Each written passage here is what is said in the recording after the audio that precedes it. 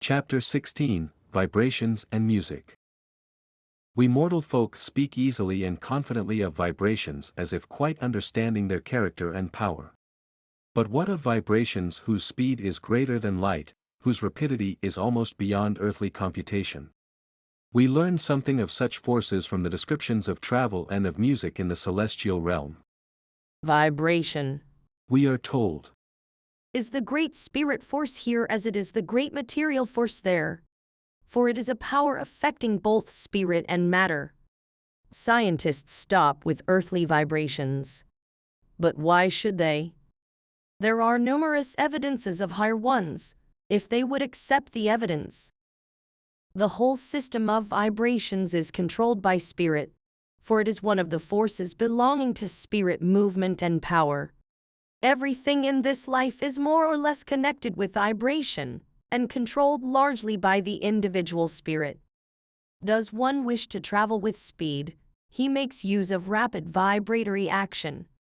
Does one wish music, then other vibrations are set in motion. Some are produced by individual effort, some are a power used by the individual, just as the different powers are used on earth. Have you any conception of what the music of this life may be? Do you ever wonder what it is like?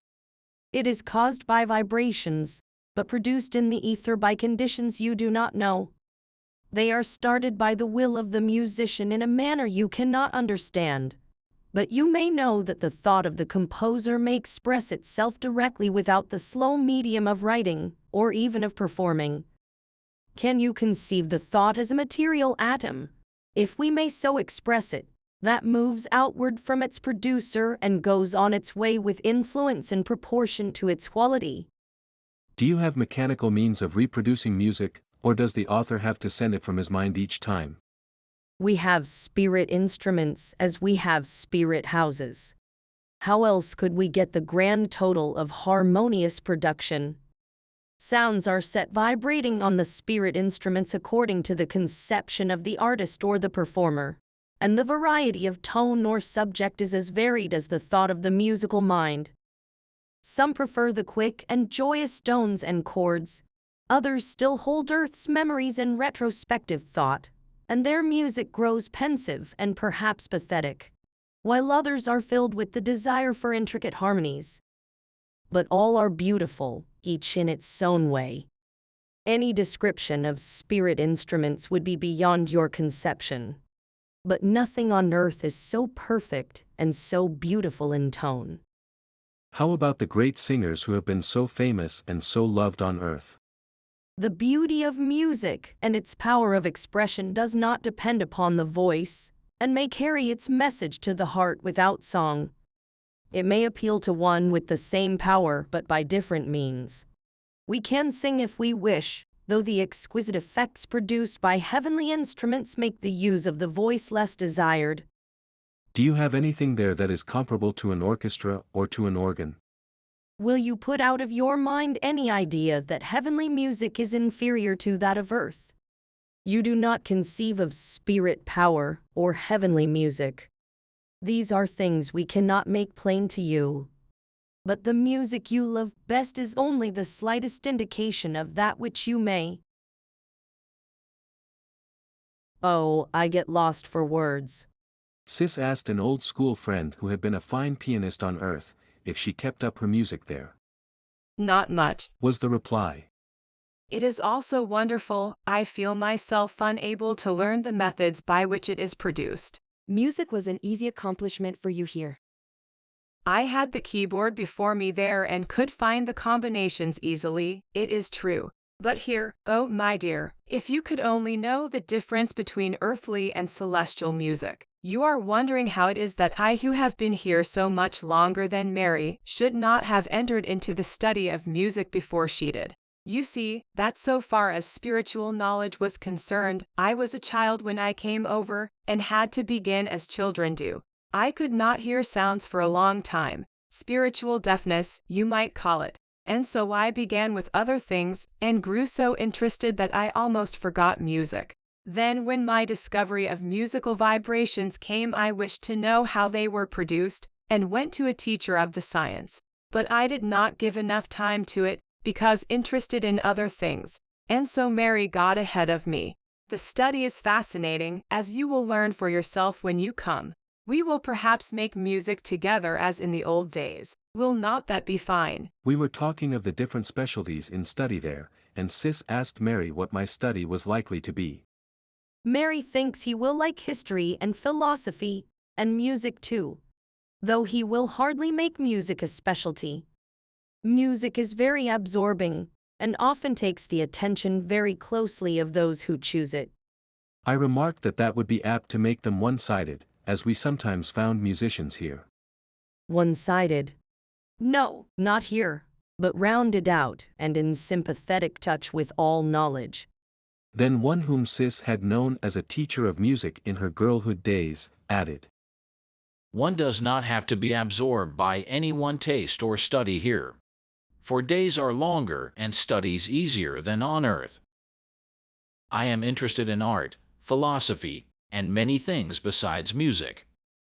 Just now I am evolving a new instrument of music, and new harmonies to fit the instrument. I hope to succeed, and when you come you can hear the result. One evening when we were still discussing vibrations, the pencil wrote, Will you care to take a message from one who understands vibrations? And then came a message that seemed to be a summing up of the different remarks on the subject that had been given before. In the first place, put out of your mind all ideas of ordinary movement. For nothing exists in material life so fine, so powerful and so rapid as spirit vibration. We use the movement for our work in nearly all ways. In travel, in building, in music, in art, in the very speech of this life.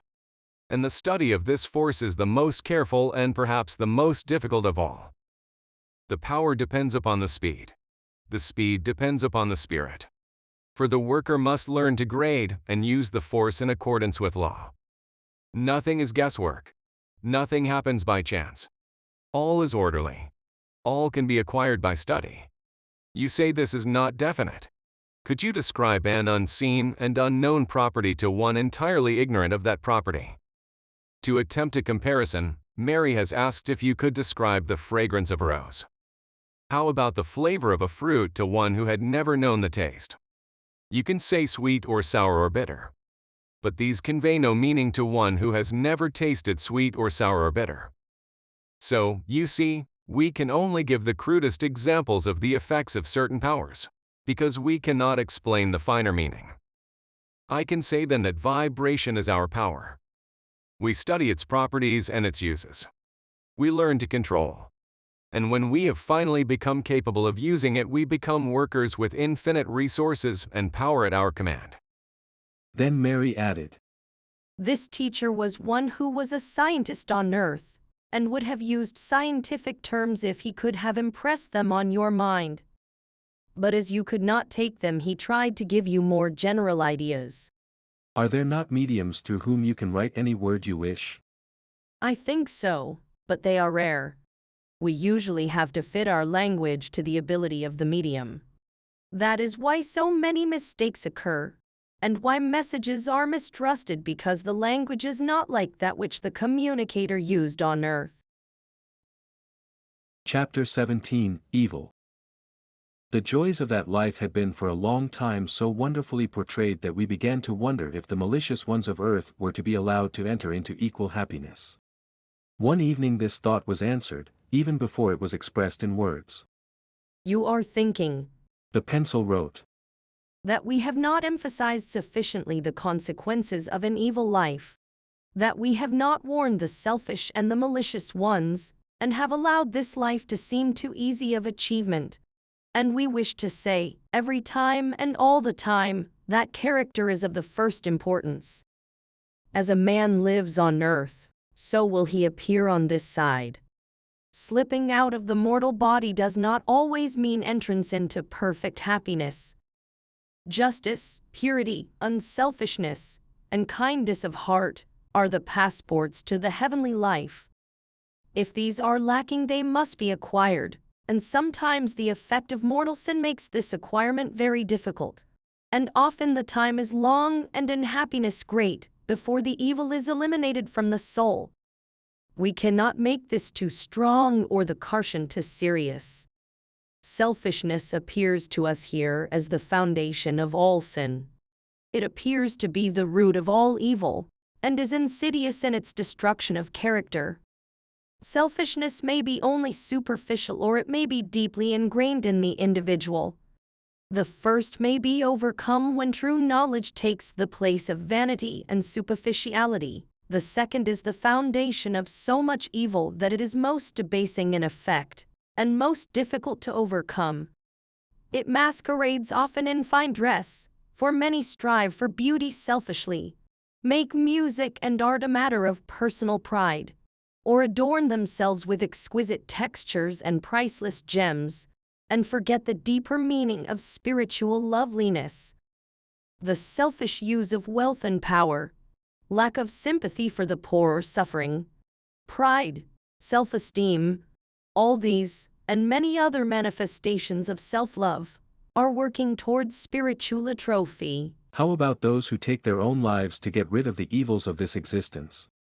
When a human life is broken by the owner of that life, there is a long period of unconsciousness before any reconstruction can take place. Years may elapse before they are ready to begin any advancement. The suicide takes his own way instead of God's way. And the result is to paralyze the finer spiritual qualities and prevent entrance into the joy of this life for a long time. Will the world ever come into true Christianity? It will come eventually. Every individual has the power to bring that blessed time a little nearer. The work goes on from here as well as there, and all are needed. For the strife between good and evil grows daily more vicious on the side of evil and needs daily reinforcements on the side of good. You believe that final victory will be with the good? I know it will, but there must be greater power both here and there. We see the evil, but not in the hopeless way you see it, for we see also the remedy. Does evil persist into the higher planes?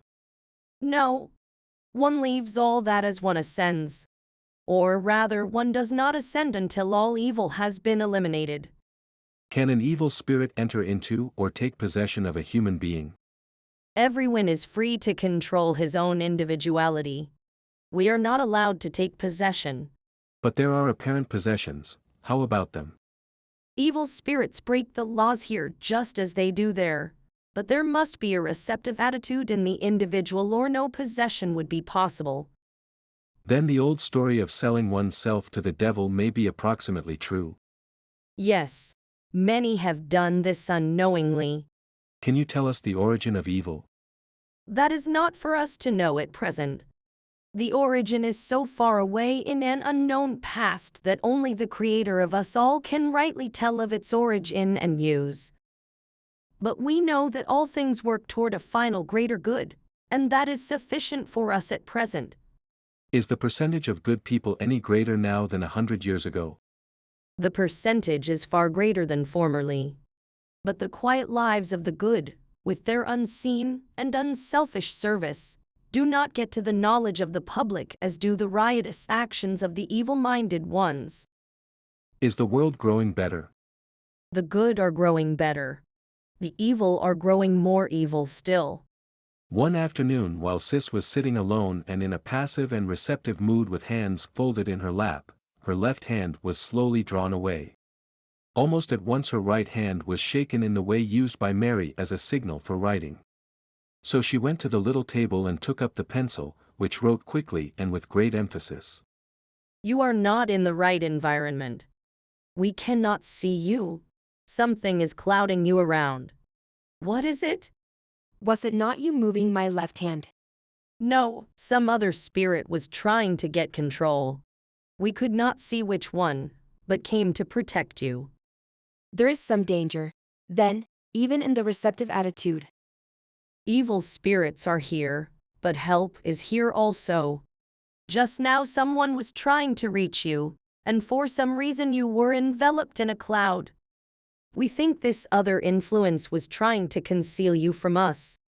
You must never lose the consciousness that it is on this plane nearest the earth that good and evil forces first congregate, and the malicious ones may be able to influence receptive minds there. Approach the unseen side of life with reverence, and with desire for spiritual help and knowledge, if you would draw toward you the wise and good of this life. Can you influence the evil-minded ones on earth? We are sent to try to lead them into better thought and life. Sometimes the evil ones are open to impressions, and we can help. But many times all avenues to the soul are closed, and we can find no entrance. We have heard of money-making schemes, and sometimes of oil, or mine, promoting projects, started from that side, victimizing the credulous ones of earth. That is from the evil influences here. Appeals to selfish interest, to money-making, to earthly advancement, to selfish happiness, or selfish projects in any form, cannot be trusted.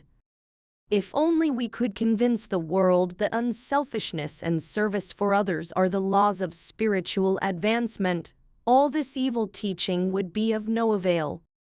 We spoke once of the apparent injustice of an all-powerful ruler allowing so much sin and suffering as the world has witnessed. Mary's reply is worthy of study. Human logic fails indeed to explain the infinite purpose of God.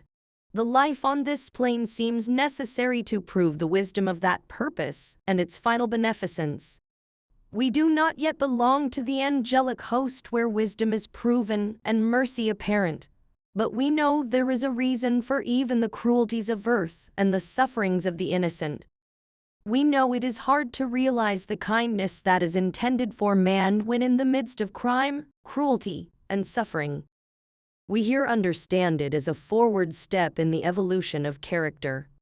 Man has been given the power of choice. If he chooses wrongly, he must learn the wrong by the consequence of his choice. But, aside from the real crimes, there are the pleasure-seeking, the vanity, the extravagance of the foolish. What would you have? That they should be compelled into a different course. Can you not see the uses of illness, poverty, and suffering? All these are lessons to lead them into different perceptions of life and its final outcome. They may be the beginnings of wisdom. Many will not learn until they have slipped off the mortal coil. Many will go on, even here, clinging to misleading hopes and pleasures until finally wisdom is born and their true education begins.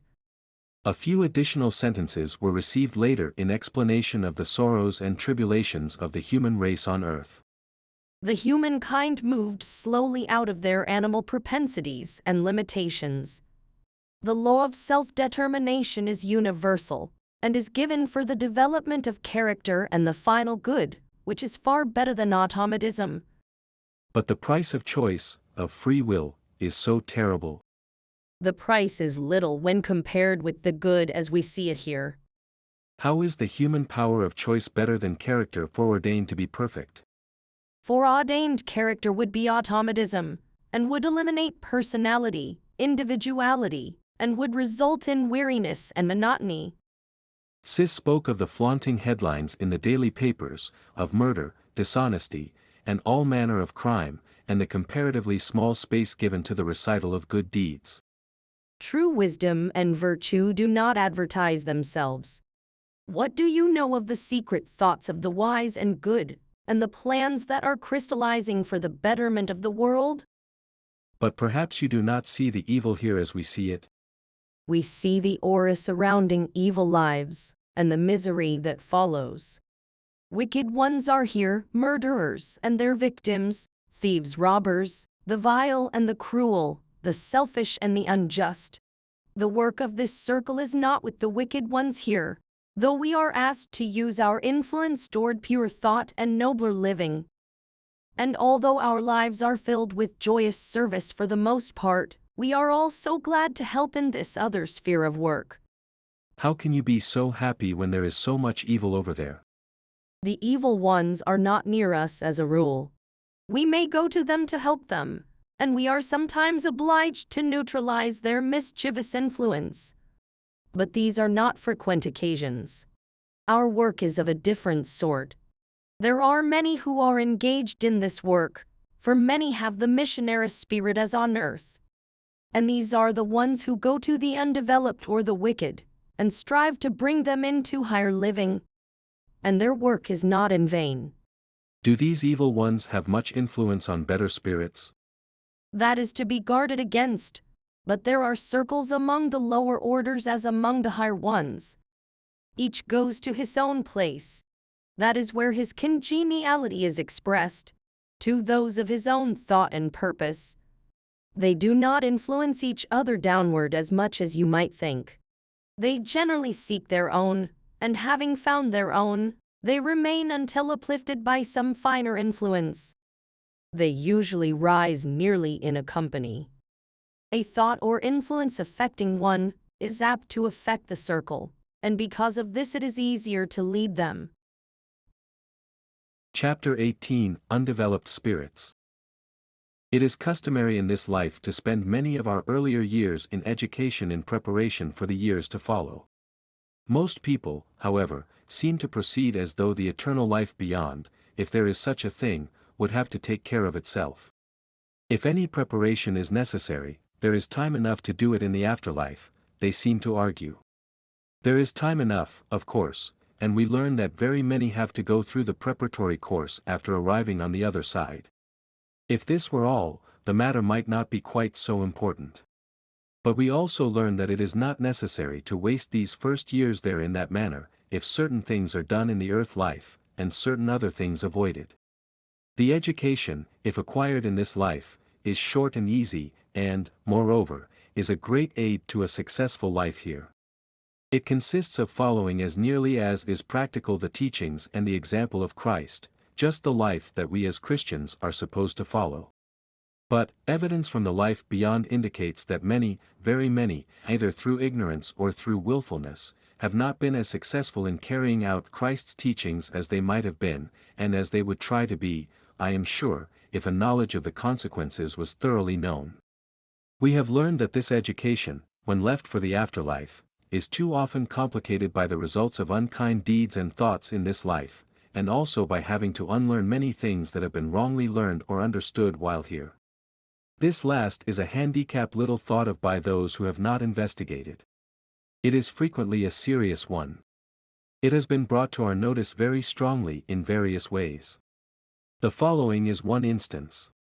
I am not trying for marvels or wonders, but I do want to try to give a plain, simple statement of the life here that may lead some anxious, fearing soul into more faith and happiness. I wish I could save them from looking forward with fear into the dark unknown. Will you try and take what you can, and I will try and write what I can, of comforting thought to all those who are really trying to live the right life on earth, and desiring a new inspiration for the future. Many come so very ignorant, and come into such a long sleep and unconscious period, which we are sure is unnecessary, for they have not believed the truth of active spiritual development here. So they lose time, and lose the power at first of realizing the life and all it means. Tell all who come in the circle of your influence that they are making their future now, and can almost control this future condition, if they will only seek the truth and abide in it while still on earth. I do not often preach, but feel like a sermon tonight. For the souls that come to this side come in such multitudes that they can scarcely be counted. Yet only here and there are the spiritually developed ones, the ones who can enter into this life with joy, and commence the development of spiritual power at once. The pity of it gets hold of us here, now and then, and we feel like trying to bombard the earth with spirit bombs. Something to make the people think, something to force them away from their material thoughts, pleasures, and plans. We are obliged to begin our work with them as we would begin with children, and not even in that way when they first come. They sink into a state that is hard to be described. They are not even ready to think. Brain and sense and heart and soul have so long been educated wrongly that silence and unconsciousness are the only remedies at first. Then there comes a confused awakening, with all their human habits of thought and all their evil selfishness predominant. What can be done, then, except to put strong forces in control, that they at least may be kept from harming others? You cannot conceive of this work, I am sure, but it is very real here. But you do not do this, you with all your dainty, fairy children to teach? No, but I watch others in the patient, self-controlled effort, and I realize how strong must be their faith and hope to continue in the work. They do succeed at last, but it is often a long and weary way. And but for the strong, bright and enduring faith of such workers and teachers, it would be almost unendurable. Such are kept separate, are they not? They do not mingle with you. Yes, surely. Each goes to his own place, as the Bible says. But we can watch the work of transformation, and we can give to the workers our own best thoughts and encouragement. That is our part of it. We said we had thought of this phase there and had spoken of it. It exists, and is one of the great opportunities for work for the great and blessed spirits who undertake it. I have preached a sermon this time, but it may be well for you to know of the darker shadows over here. But we are also blessed with the sight of the brave spirits who are working with the depraved ones, and we are also blessed with the knowledge that their work is not in vain. Of course, all who come are not vicious, only unspiritual, living in the material thought. These are slow to come into the life of the spirit, but come far more easily than those whose evil earth natures have to be transformed. We were full of the subject, for we have been watching the work of some of our fine spirits with the low and debased ones of earth, and were filled with the pity of it, the unnecessary waste of lives there and the unnecessary waste of time here in bringing them into spirit lives. Then, too, all these brave teachers who give themselves to this work might be released for other and pleasanter work, if only the earth people knew the truth. A specific instance of the slow development that can occur there will be given now, and it is a pleasure to think that we may have assisted a little in his progress. In earlier years Sis had a friend whom she knew very well, they were young people together. This young man, whom I will call Prank Chase, was a man of high ideals concerning this life, but very positive in his beliefs. He held in ridicule all ideas of communication with the unseen world, if indeed he held a belief that there was such a world. His interest was most keen in the mechanics and scientific discoveries of the day. He passed over in early manhood. Sis had inquired concerning him several times, but received little information beyond the statement that he had not advanced very far, which she thought very surprising. Some months ago we were asked quite unexpectedly, Will you send a message to Frank Chase? If you did, he might like to come to this circle. If we can interest him in this work, it will be well for him. He seems to question everything, and doubts even the spiritual life. He knows, of course, that he has passed away from earth, but is busy explaining that and many other things, with philosophy of his own. He has a bright brain, and we wish to turn it to the truth, and lead him into the real life here. That is why I asked you to send him a message. He does not know you are communicating. We believe that if he can find himself, that is, realize that he is a spirit and living a spirit life already, that he will begin to study and grow. The next day the pencil wrote, After talking with you yesterday, I turned, and with the quickness of thought, was far away. So far that it would have taken you days to accomplish the journey. We went to see the one to whom we wish you to speak, and we have brought him to our circle to talk to you. He does not believe it can be done. Can you convince him? Will you speak to him? Sis said. Well, Frank Chase, are you really here to talk to me again after all these years? Mary said. He does not believe it is you. Call to his mind someone he used to know. Sis complied by asking, Do you remember going to New York to see a young lady? Will you tell him how she looked? Sis gave a short description of the young lady, and Mary said, Will you keep on? He is impressed. Sis asked if he remembered this young lady coming to where he lived. Keep right on. He is interested. After further talk we were told. He knows now it is you, and is overjoyed to know it is possible to talk with and hear from Earth, which he has never done before. After some further conversation Mary said. He is so surprised that he can hardly credit it at all. Yet he knows that only you could tell him some of these things. We will bring him again soon. It is a good beginning. He is startled, and can hardly believe, but will probably wish to investigate, as that is his turn of mind, and that is what we wish. We asked if they could explain how he had been getting along all these years without learning more. Try to think of yourself in a dream, a long dream, and everything happening in ways that are strange, yet you do not wonder about it. Your dream accepts the things as true. That is as near as I can describe his situation. When he first came, he was met by his father and sister, but they failed to reach his reasoning mind, and he has wandered on in this condition through all these years. At another time he came of his own accord to Mary, wishing to talk. After a short conversation Sis asked if in all that time he had been there he had heard of the many wonderful inventions that had appeared here in the meantime. He had not, and wished to know about them. First was the telegraph. Yes, he remembered that. But the telephone was new, and the wireless, and automobiles. Then we went on to tell of the Great War, and the immense ships that carried our soldiers, and the terrible guns, and the liquid fire. He had heard a little of the war, but did not believe it possible to do such things. What are the good things of earth? He asked. This came near being a poser, but Sis spoke of the Red Cross work, the hospitals, the aid to the starving, etc. Mary said. He thinks the world must be in a terrible condition with so much science producing evil things. Tell him of the great vessel that was sunk by the Germans. Tell him about the ship that was sunk by an iceberg. We talked some time, and after some remark of Sis, he said. What am I going to hear from you next? No one else could have told me the things you have.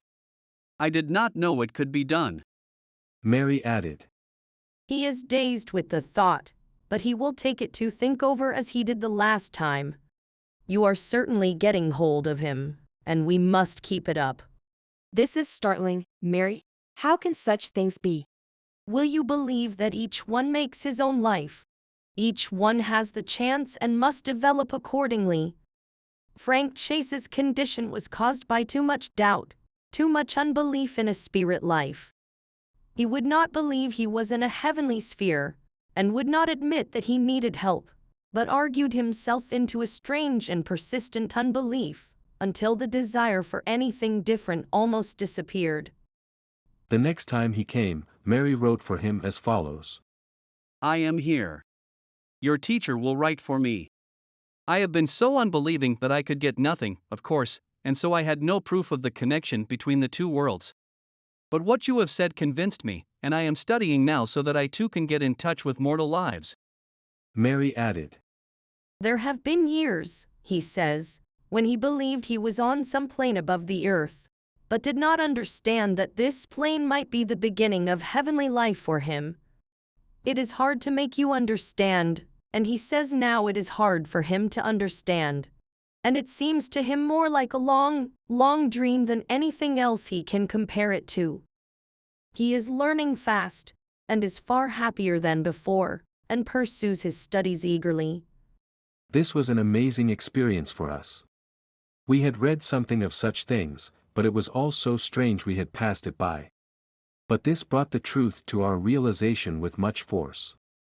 It seems these unfortunate spirits can frequently be helped from this side quicker than from there, if they can reach someone whom they knew. But they eventually find the way out of the fog in some manner, in any case, though as we were told, it may be years and years. Such spirits have not necessarily led evil lives while here. More often this spiritual handicap is the result of too strong belief in some superstition, some creed, or some philosophy on earth, a case of being certain that one way is right and all others wrong. Such beliefs and philosophies continue with them more or less strongly on the other side, just as superstitions sometimes cling to one here in spite of all the evidence there may be to show they are without foundation. That a development complete enough to enable one to advance to higher planes may be delayed almost indefinitely, is revealed by an incident given us recently. I will give it just as it appears on our records. In looking over our records there will be found a number of instances when Mary has said that Sis was surrounded by a cloud. Several times she has said she thought this cloud was the result of some other power trying to manifest through the pencil. In these cases very little has been written, and numerous times when Sis has been alone, not a movement occurred. Early this afternoon she could get nothing. A little later, when I was present, only a few words came through. Late in the afternoon, however, Sis tried to get passive when alone, and her hand began to shake, showing that someone wished to write. Mary then wrote freely and gave an explanation of the perplexing troubles. Sis was trying to get in communication with Mary because of a letter I had received from a friend. It seems that this friend had been to a psychic who had given a message for Sis. This message was as follows. There is an ancient spirit way back in the times of Muhammad, who says he has been trying to reach Miss D, and says he has something of importance to say to her, and begs you to give a message which he wants to send. He wants her to write as a heading on her paper, the seers and sages of the present day, and then wait in silence for his message. When Mary finally succeeded in writing, the following was received. We are here, and you were led by us. Do not doubt. We could not give that other one the opportunity. He would have misguided you? Was it the ancient spirit we were told to expect? Yes, he is an ancient force or teacher, but is not of the kind we trust. He has not learned the real truth in the ages he has lived. He would teach you of occult mysteries as they existed in the olden time. We do not wish the unseen to be represented by mysteries, rites, and observances. Remember, we belong to an age in which the teachings of Christ have purifying religious belief, and we, in the unseen, strive to make his teachings still powerful on earth. We do not know just what that other message would have been, but we do know that you, as well as we, wish for the truth as Christ gave it to the world. Are you satisfied? Yes, that is what we wish. We try to guard you always from such influences, and it is because we do this that at times you do not even get us. We cannot come through an influence so strong that it takes our force to neutralize it. You trust us, and that is well. Keep with us as long as we teach the truth that Christ taught on earth: humility, unselfishness, the love of humanity, and the striving to make the world better. Sis inquired of the reliability of any of the ancient sages or rulers who wrote through others. We do not know any of the ancient kings or princes. We cannot describe or even see them. But this teacher who wished to control your pencil has been here before, and we have checked his influence. And as he said, he could not get a message to you. Are you sorry? No. We wish your guidance and protection. You are safe while you keep that attitude. The world is likely to go astray if led by those who teach strange rites and occult practices of long ago. Christ, and the truth as made known by Christ, are what we wish to bring to the world. You are safe in such truth and such teaching. Was it because you were trying to prevent other powers from sending messages that I so many times have been unable to write? Yes, we often have all our power taken in simply neutralizing other influences. Remember, only mind or spirit force can be used, and if used in preventing other influences, it cannot at the same time be used in giving out messages. Why did you not tell me what the trouble was at the time? We do not like to admit the power at the time. Be satisfied. We are protecting you always. Goodbye now. Soon after this I came in, and after hearing what had been written, I said, "Well, Mary, we are very thankful to you." You may well be, for it means your protection and your determination to receive only the truth. Then to Sis. Do you see why we wish you to be our medium even if you have less psychic power than some others? I said it was astonishing how many were slow in developing, and how long they were in seeing the truth. Can you see how very long people or spirits may be fascinated with their own beliefs? They are so unwilling to be convinced. No wonder that Christ taught the people that they must become as little children. We can tell you that many times we have neutralized powerful forces that were untruthful and malicious. We are constantly on guard lest some unworthy power succeeds in getting a message to you. We believe you would recognize it usually, but some spirits are subtle and give sophistries in language that would conceal the malicious influence. Mary, just why has nothing been said of this before? Were you afraid we would not understand? Mary does not like to speak of the evil here. It unsettles some earthly minds in their previous beliefs of a heaven of perfection, and we prefer to use constructive rather than destructive influence.